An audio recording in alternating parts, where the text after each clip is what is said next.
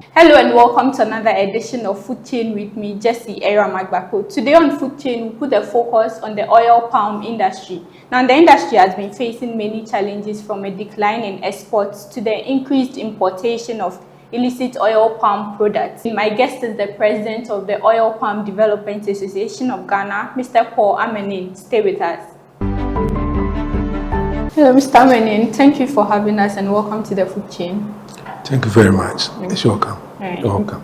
Generally, how is the oil palm industry faring or doing in terms of performance? As of today, we produce almost close to 300,000 metric tons of CPU, and our land size or farm size around 320 to 350,000 hectares.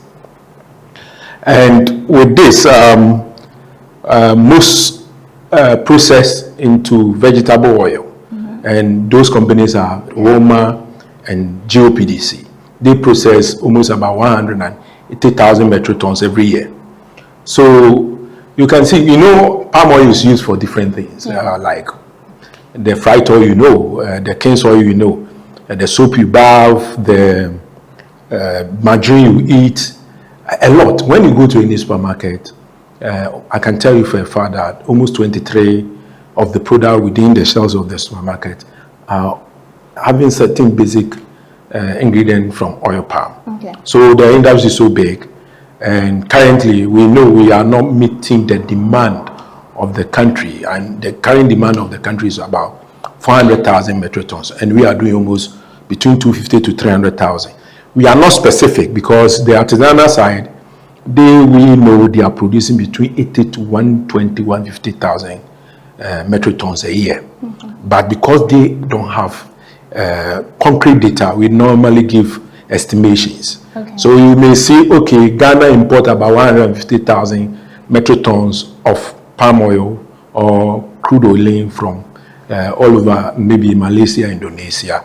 But I can tell you for a fact that if you check the numbers, we have really short for about 100,000 metric tons. Yeah, so we are doing well. Clearly, there's a challenge with production. Definitely, there is. The challenge is something that can be easily resolved. One, when you go to the production side, the farming, most of those farms, they are not using the best practices, best management practices. And best management practices in the sense that those from the smallholder farms or the independent farms, they are supposed to apply certain quantity of fertilizer for which they don't have. Okay, they are supposed to do more pruning. There are a lot of jobs that they need to do, so that currently they are doing almost 6 tons per hectare, instead of 18 tons per hectare, between 18 to 20 tons per hectare, which is the international standard, which is very low. So that is where the challenges are, because they are not getting the right materials to manage their farm, the fertilizers and kind of machinery to prune and all that. So they can't increase their yield. If they support them within 2-3 years, they can jump from 6 metric tons to maybe 12 or 15 metric tons per hectare. If they do that, it means we don't need to import oil, because they increase from the farm level. At the processing level, when you go there, the big mills like GOPDC, like Benso, they are doing well because they have the state-of-the-art machinery.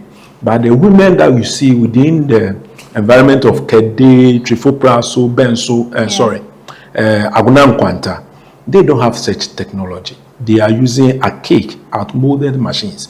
So instead of them processing a ton and getting a recovery of about 18%, they are doing less than 10, between 10 12, less than 10 12. So that side alone, when we change the equipment for them, it means they are going to jump from the 10 to 18. So they will add almost 8 metric tons per 8% rate to the current rate that they are doing. So it's a minor issues that we can be resolved. There are reports that in 2024, for example, exports declined by over 50%. The challenges you've mentioned, you've just outlined, do you think they are addressing those challenges are enough to help bring back our export volumes? Yes, I can tell you for a fact that if there's serious intervention within the space of where we are hitting, we can do much. And we need to also expand our farms, because most of the farmers also don't plant the right seeds or seedlings. Okay. So, and the farm sizes that they do is very small because they don't have the capital to expand the farms that they have. So if they are able to support them to increase their farm size, get the right seedlings and seed nuts, I think within that space, they can do well. By doing maybe adding close to 100,000 metric ton, 100,000 hectares or 200,000 hectares to the existing 320,000 hectares. I mean, we can be able to solve the current problem that we are facing. Okay. How do these farmers acquire their seeds, like you mentioned? Because you mentioned there's a challenge with the type of seeds. What's the alternative? Government through CSRR has a research institution called OPRI. And with OPRI, they do much research into seed and seedlings or the production side. So they have the right nuts. And because it's expensive, these independent farmers, they don't have money, they can't buy. So what they do is they go to the normal farms, pick any nuts and start doing what? Preparing for to plant. And we think it's not the right thing, because there's research to back that. Most of those nuts that they pick, almost 40 to 50% tend to be bad crop. So it's the way and where they are getting the seedling or the nut is where the problem is. But Ghana has an established institution called PRI and Sumatra that has the right nut to plant. Right. Farmers in general have been complaining about the impact of climate change. Are players in the oil palm sector affected as much as well? Yeah, I can, in previously about 10 years ago, you see that between January, February, you see the high season starts from January, February, all the way to maybe March, April, May. By now, January, you won't see any fruit. And we've noticed that it's because of the changes in the climatic conditions, basically with the rainfall. Now, rainfall, our researchers indicate that it has moved almost 4 months ahead. So instead of raining starting around February, March, 10 days, now you see that the main rain will start maybe May, June, and it has affected the plant life. So the volumes of fruit that they are getting is now also being affected heavily. So aside that, I can tell you with the environment, the space that they work, for example, the women, it's not from their fault because they are not getting the right energy source. See, they normally burn. They burn the woods and all the anything that they see as a source of energy. They do burn it, and it also affects the environment very heavily. And they also do like split a lot within the environment that they work within. So these are all things that affect the environment, and we are also much concerned with it. Over the period, there's been concerns about the illicit importation of oil palm products. What's the situation currently? My dear, it's unfortunate. It's unfortunate, and I just heard yesterday that His Excellency John Dramani Mahama, under his research agenda, is going to invest heavily in oil palm. But if you invest and there's too much leakage in the system, for leakage in the sense that we as association, our members like GOPDs, NOPAM, when they process every ton of oil, there's addition of tax that they pay. And all the taxes that they are paying will add up to the cost of the product. But you see, someone is sitting in Malaysia, the same product we have, we work with international price. So if it's 1 ton is $1,000 per ton, the same how much we sell. So the only difference is the taxes that we add up. Okay. So we are paying taxes. We are adding up cost. Meanwhile, people go to Malaysia, Indonesia, import this same oil into the country without not paying anything. So definitely, he is not paying some level of tax. Yeah. So his or her cost of what? Sales will be less than we who are paying the tax. And we can't avoid it because the GRA customs are sitting in the various mills. And any ton that they produce, they have to pay. Meanwhile, we are sitting here, we want to create employment. The price alone, let me tell you, you know Kufuor gallon? Yeah. Kufuor gallon is very yellow. It contains palm oil, vegetable oil, right? A price of Kufuor gallon maybe 500 cedi. Okay. The tax component may be 100, so we're making 600. So you see fried oil price is 600. Okay. Case oil 600. But you see different brand, and it's around 450. Will the customer buy always? No. Definitely they won't buy. And it's because of the tax. It's not because of our inefficiencies. Okay. So when you go to the market as of today, 90% of the oil within the market are all smuggled oil. So we are not selling. Yeah. The 300,000 metric tons that we are producing is sitting within the factories. They are not selling at all. And I don't know why Ghanaians are not much concerned with this. We are appealing to government that please put the anti-tax force in place, because you can invest in this commodity or in this crop and people will just bypass your tax system and just make a lot of money at the detriment of the taxpayer. So for now it's too bad. That one I can give assurance. You can go and do your own checks. Now, do you go to the market? Do you see any cane oil? Yeah, rarely. You don't see it. Do you see fried oil? Yes. You see it? Yeah. Maybe you went to the market long ago. Now you won't see it. Before you see it in sachet, you see 1 ton, 1 liter, 2 liters, and all that. These brands are no more. All because they can't sell. The price is too high. And they can't reduce it. Because when they reduce the price, it means they are what? Going to incur most cost, which is so bad. How can you invest in this crop and be losing? Malaysia is making it. Look at Malaysia now. Everyone wants to go to Malaysia. The car you see, all the things has certain level of material of oil palm. So if they are able to do it, why can't Ghanaians do it? We can do it because we have the land. The proximity to the EU market is very close. Yeah. So the only issue is the tax. So please, we can sell. I can tell you for a fact. Go to the market, go and visit Roma in Tema English. All their oil is sitting there. Go to GOPD, Seken's oil is sitting there. Go to Dwabin. They can't even operate now. Dwabin oil mill, because they are also processing and also do the vegetable oil. They are all sitting down, they are not selling. And we have almost 1.2 million Ghanaians working there.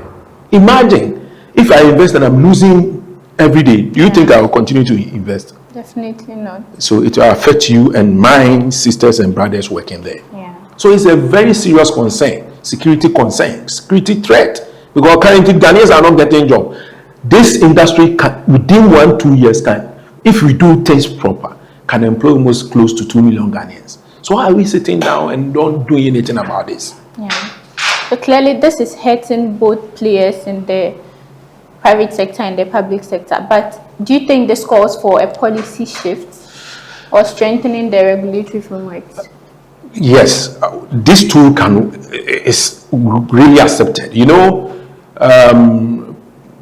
the previous government took a decision, and the decision was so clear.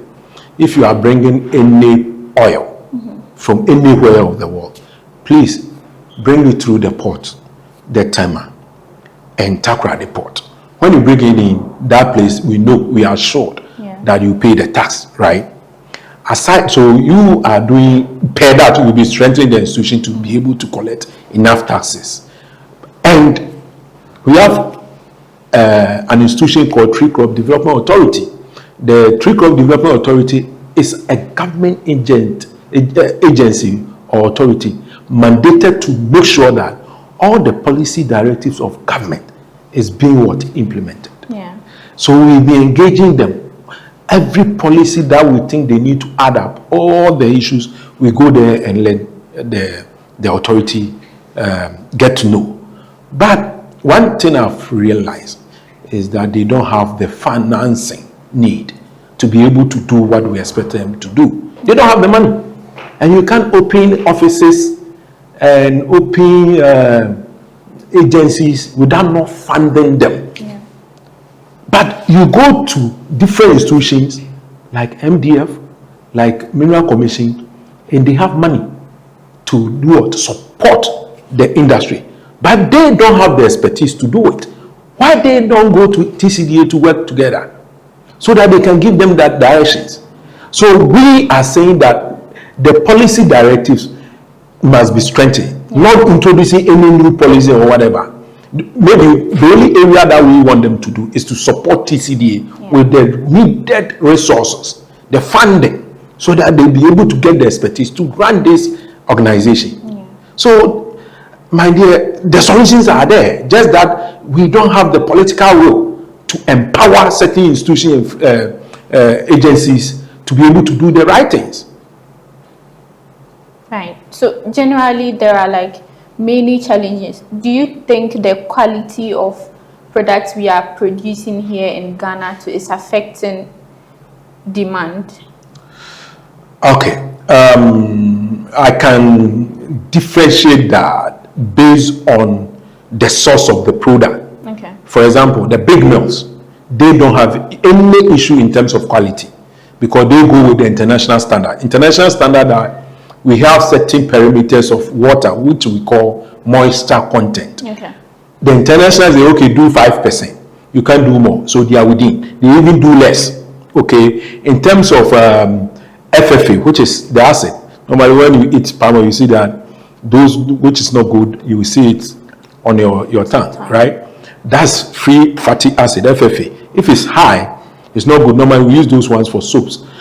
This big company that produce the vegetable oil are meeting all the quality parameters.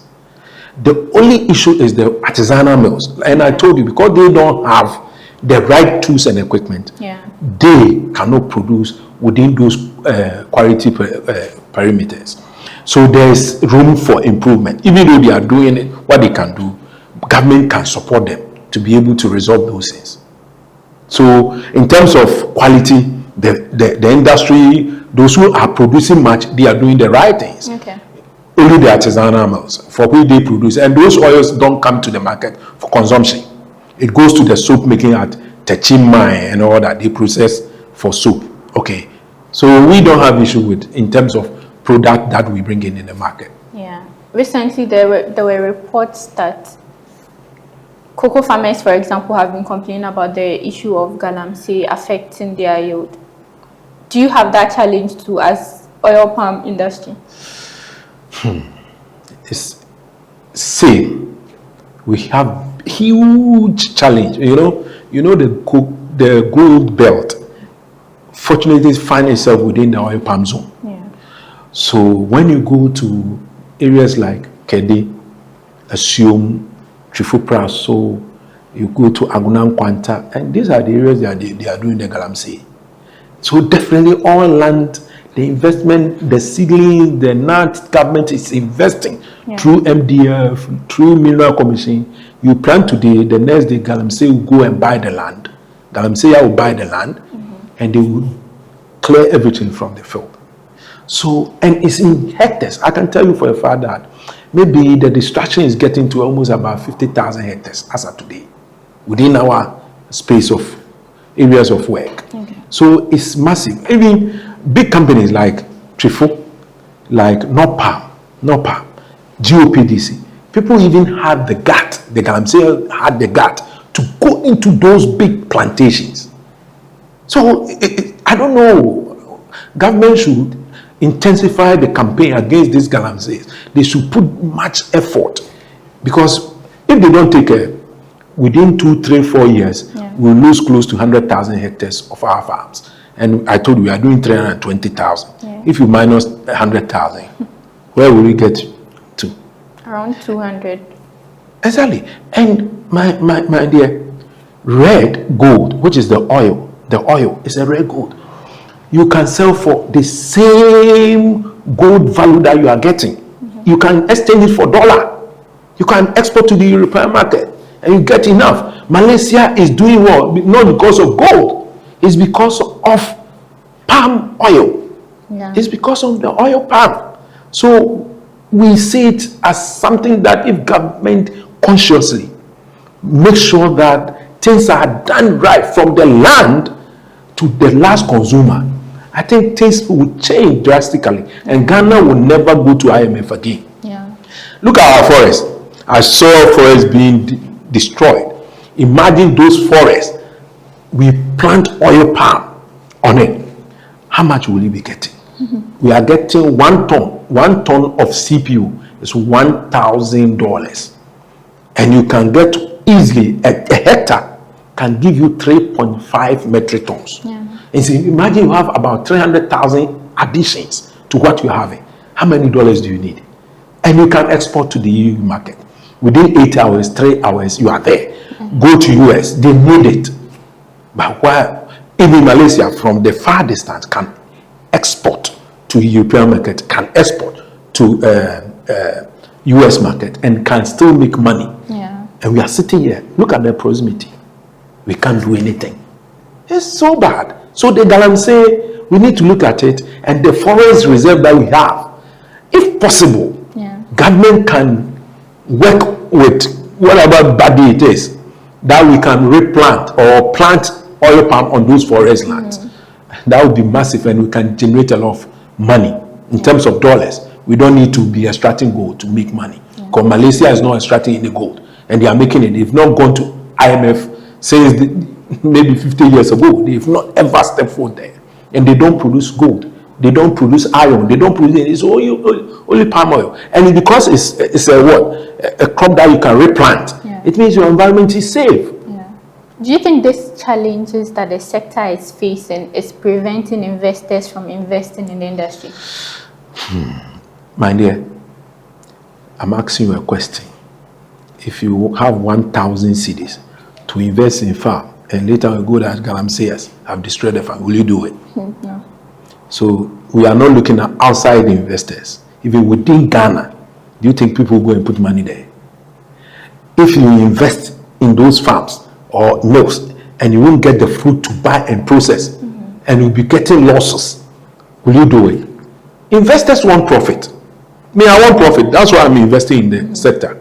And if because of certain intervention of government policy like taxations can cost me not to have my money or my profit, will I invest? It's so bad.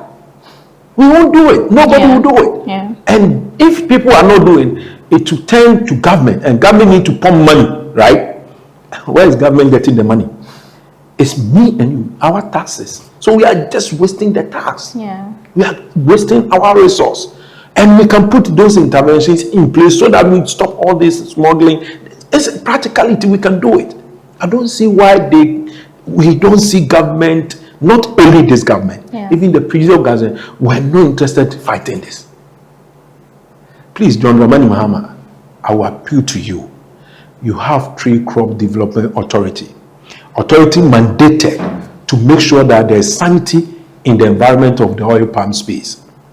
Please, once you are ready to invest close to $500 million in oil palm, for which we welcome that initiative, put a stop to the smuggling and Galamsey in the park. Else, the money will go waste. And you can do it. Put the security, are even there, the customs, the FDE. Their mandate is to ensure that the customs are to make sure that you pay tax, right? You pay the right duties. But the oil comes all the way from Togo, from Aflawu border, in containers, in trucks. And these people that we pay them every month with our taxpayers fund, sit there, collect money from these people and allow this oil to enter the market. So what are we doing? If they won't do it, sack them from the road, because we don't need them. Their mandate, they are not doing it. And you won't see this anywhere in the world. That you see that these people are doing clearly in the market, they are doing wrong thing, and you won't do anything. We sit unconcerned. To extend that we, the association, need to go on ground to find out what is happening. Meanwhile, we are paying people to do their work. Yeah, that was, you just answered a bit of my question, but what's the association doing in terms of collaborating with agencies to improve the sector? The Tree Crop Development Authority is our mother agency that deal with all the government ministries, like Ministry of Finance, because they have rep there. Yeah. They have Ministry of Agri, the Ministry of Trade. Aside that, every crop, the 6 crop, has 4 members. So we normally collaborate with them. We go there, let them know our grievances, normally call the security agencies, have meeting with them. You finish the meeting, to do the action, the Tree Crop Development Authority need resources, cars, money to pay people to do their work. So the only way is to empower them.